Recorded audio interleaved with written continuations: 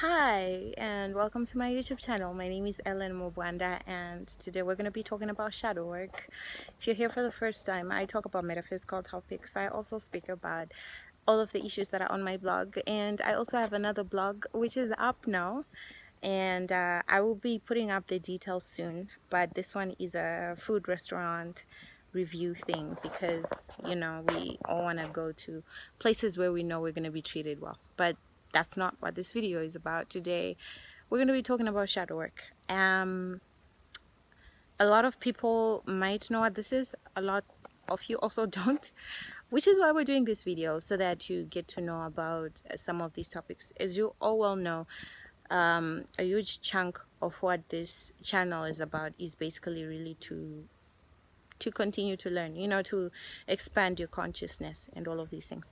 So I've been in my journey so far, I've been doing shadow work. And what this is basically you being aware of the behavior or programming that has been with you for ever since you were born, and identifying it for what it is, and learning to sort of like deprogram and learn to do things differently.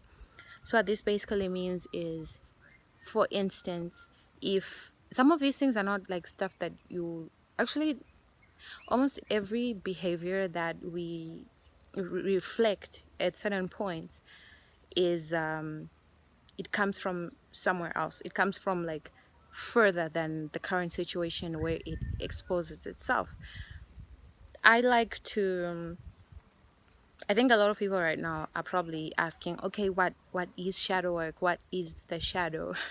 So the shadow is basically the part of yourself, the part of your nature, which is hidden.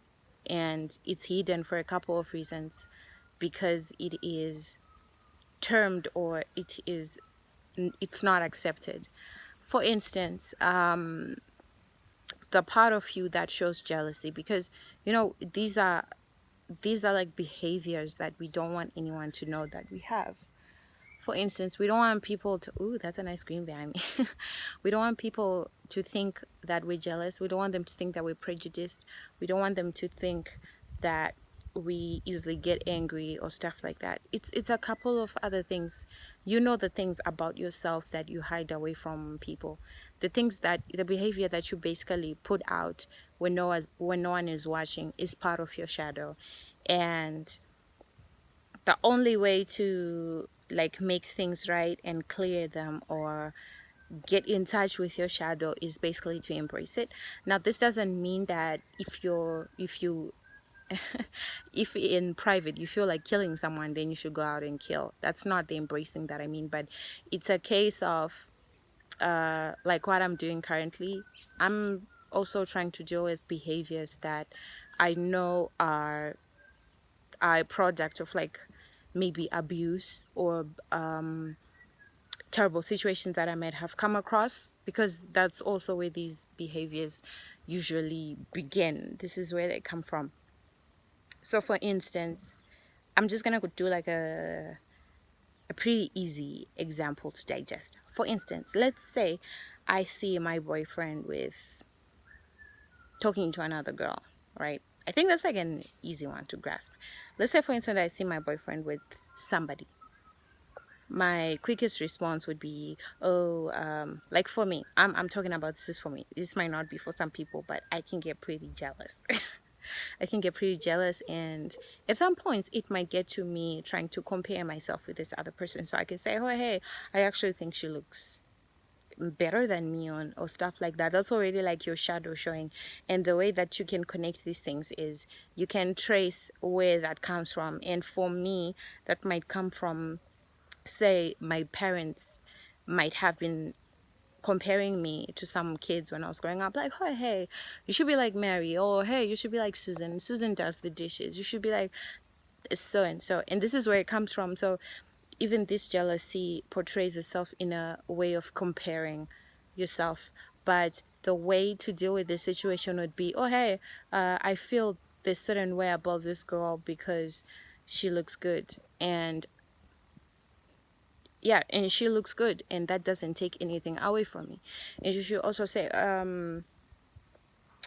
am very grateful. It's usually easier to set aside like part of your shadows showing and replacing it with gratitude, especially if it's negative, which it mostly is. So instead of saying, oh, I'm so jealous and oh, this girl is better than me, rather think, I'm so lucky that I have a boyfriend who is social and whom people find easy to speak to or easy to approach. And this is the reason why I'm probably with him, because of all of these qualities. And so I am extremely grateful. And this is how you should be going through these things. It's easier to journal. I like to journal. I like to script, because this way you can catch each and every aspect of this behavior from the very situation where it showed, where it started to show. Like for instance, if it showed when you were speaking to, when you were watching your boyfriend with this other person, you can start, okay, I saw my man with this person, it made me feel this way, I felt this way because, and I think this way because, and I also felt this because, until you get to the root where you can say, okay, I think this is exactly where this thing comes from. And this is how you trace down all of these emotions and, you know, be a much better person to yourself and to others. And this is how I'm doing my shadow work. I'm journaling. There's so many other ways that you can do this. For some, maybe you can do a sit down session with yourself and go through them at the end of the day. It's usually important to do this at the end of the day because you have everything that has happened to you throughout the day, so you can like meditate and go through everything that has happened to you, and you know, clear out all of these things. And this is how you can catch the root of where these behavioral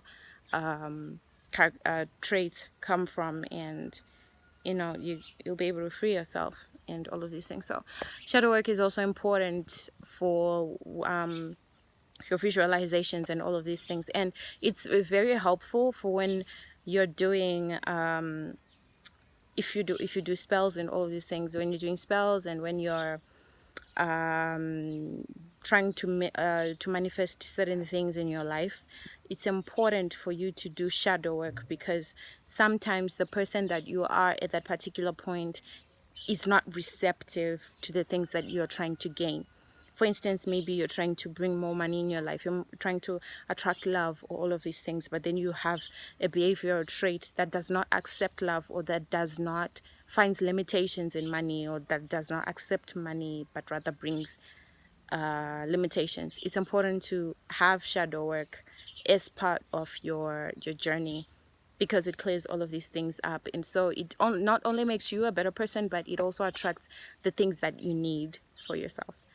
So if you have any questions for shadow work, do let me know. I'm also learning. There's no way that you can actually say, okay, I've reached the end of my shadow work. It's almost like a lifelong thing, and I won't say I've mastered anything. I'm also learning, and I'm just sharing the things that I am going through so far. And I hope that we can also get in on this and be better people and be kind to each other, and you know, just like deprogram some of these things that do not make us better people but pull us along with the poison. So I really do hope that this is helpful to somebody, and do let me know if you need recommendations for the books that you should read or any material like that. I'd love to help you out. See you in the next video. Bye.